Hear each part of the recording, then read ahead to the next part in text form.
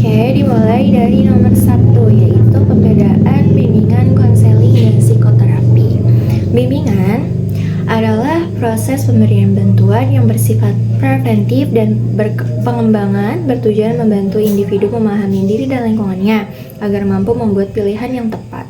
Menurut Crow and Crow, bimbingan umumnya bersifat umum, tidak mendalam, dan ditujukan pada masalah pendidikan, sosial, serta karir. Kemudian, konseling adalah hubungan profesional antara konselor dan klien yang bertujuan membantu klien memahami masalah pribadi, emosional, atau sosial, serta mengambil keputusan secara mandiri.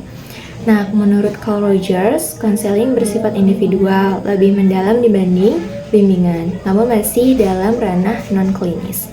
Kemudian psikoterapi, itu adalah proses bantuan profesional yang bersifat klinis untuk menangani gangguan psikologis yang lebih berat melalui teknik-teknik terapi tertentu. Menurut Corey, psikoterapi menargetkan perubahan kepribadian atau penyembuhan gangguan mental dan dilakukan oleh psikolog atau psikiater.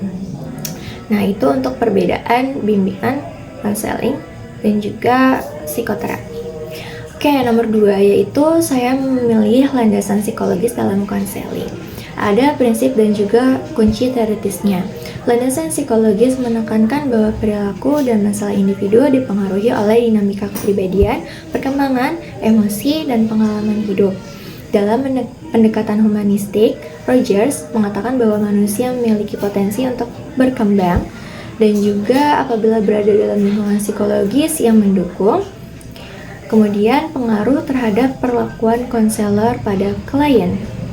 Prinsip ini membuat konselor memperlakukan klien sebagai individu yang unik, bersikap empatik, dan tidak menghakimi atau bisa menyesuaikan pendekatan dengan tahap perkembangan klien, memberdayakan klien untuk menemukan solusi sendiri. Dengan demikian, konselor tidak memaksakan nasihat, tetapi memfasilitasi proses pemahaman diri klien. Kemudian, peran konselor dalam teori konseling. Makna 3 peran konselor. Yang pertama, pendengar aktif. Konselor mendengarkan secara penuh, empatik, dan reflektif agar klien merasa dipahami dan aman. Kemudian yang kedua adalah fasilitator. Konselor menciptakan kondisi yang membantu klien mengeksplorasi masalah, emosi, dan alternatif solusi. Yang ketiga ada agen perubahan. Konselor mendorong terjadinya perubahan sikap, pola pikir, dan perilaku klien ke arah yang lebih adaptif. Peran yang paling sulit bagi guru BK di Indonesia, yang pertama adalah peran agent of change, yaitu peran yang paling sulit dijalankan oleh guru BK karena disebabkan oleh yang pertama yaitu keterbatasan waktu dan juga rasio guru BK.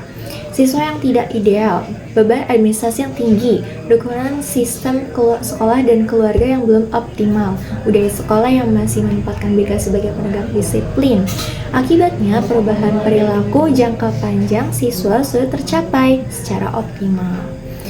Kemudian yang keempat, tentang masalah yang efektif ditangani melalui konseling kelompok.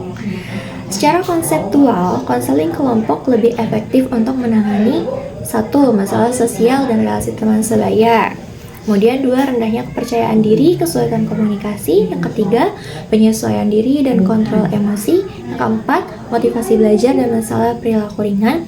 Kemudian konseling kelompok efektif karena adanya dinamika kelompok, dukungan sosial, dan pembelajaran dari pengalaman anggota lain. Kemudian nomor 5 yaitu tahap-tahap proses konseling. Yang pertama, pembukaan. Tahap membangun hubungan, kepercayaan, dan kontrak konseling. Yang kedua, eksplorasi. Tahap penggalian masalah, perasaan, dan pengalaman klien secara mendalam. Tahap yang ketiga yaitu intervensi. Tahap penerapan teknik konseling untuk membantu klien menemukan solusi dan perubahan. Tahap keempat yaitu terminasi, tahap pengakhiran konseling dan evaluasi hasil.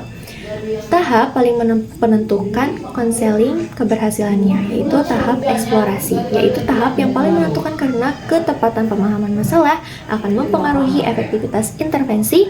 Kesalahan eksplorasi dapat menyebabkan solusi yang tidak sesuai dengan kebutuhan klien. Soal nomor 6, penanganan resistensi atau konflik dalam konseling kelompok. Seorang konselor sebaiknya menetapkan aturan kelompok sejak awal, bersikap netral dan adil, mengelola konflik sebagai bahan pembelajaran, mendorong komunikasi terbuka dan empatik, menangani resistensi dengan menghakimi sumber ketidaknyamanan anggota. Konflik tidak selalu negatif, tetapi dapat menjadi sarana pertumbuhan jika dikelola secara profesional. Nomor 7, peran asesmen dalam konseling dan tantangannya di sekolah. Peran asesmen, yang pertama, asesmen berfungsi untuk memahami masalah klien secara komprehensif, kemudian juga menentukan kebutuhan dan jenis layanan menjadi dasar perencanaan intervensi, pengevaluasi perkembangan klien. Kemudian tantangan etis dan teknis di sekolah. Tantangan yang sering muncul meliputi keterbatasan waktu karena jumlah siswa yang banyak, dan juga stigma terhadap siswa yang mengikuti konseling. Kemudian juga ada kerahasiaan data yang rentan bocor, keterbatasan alat tes, dan kompetensi teknis. Oleh karena itu, konselor sekolah harus menjunjung tinggi etika profesional, menjaga kerahasiaan, dan menggunakan asesmen secara proporsional. Oke, begitu. Terima kasih. Wassalamualaikum warahmatullahi wabarakatuh.